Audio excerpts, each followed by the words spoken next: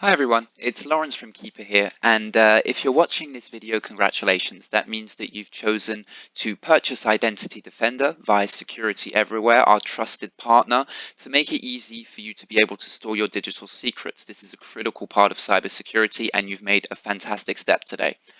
These videos are just some quick tutorials to get you started easily and just to make sure that you have all the answers to the basic questions that most often arise when you're joining. So first thing goes first is Identity Defender. We will add you into our system, and you will receive an invite in the email address that you chose that you chose to onboard with. So in this case, as you can see, I've got the option to create an account here. Then there will be your logo here, obviously, and now you can create the account. So just go ahead and press it. And here we go. So we have the default email address. This is the one that I chose.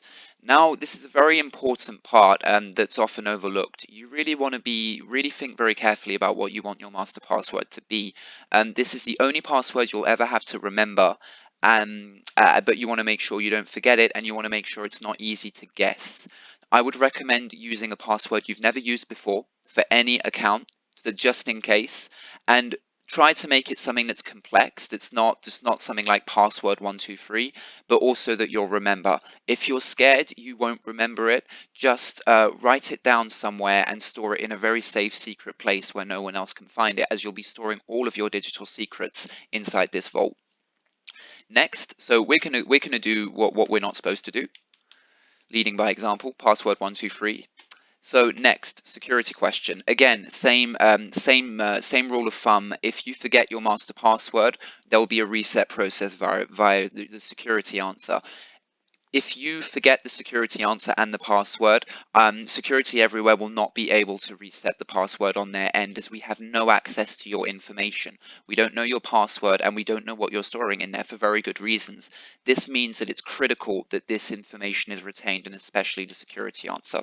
Also, go for something that's not easy to guess, like, for example, first pet. You might have a picture on Facebook with your first pet and someone will figure that out. Try to make sure it's a security question that only you know the specific answer to. And again, write it down if you're scared to forget it. This is actually, you really don't want to forget this. So my first pet was a dog called Harry.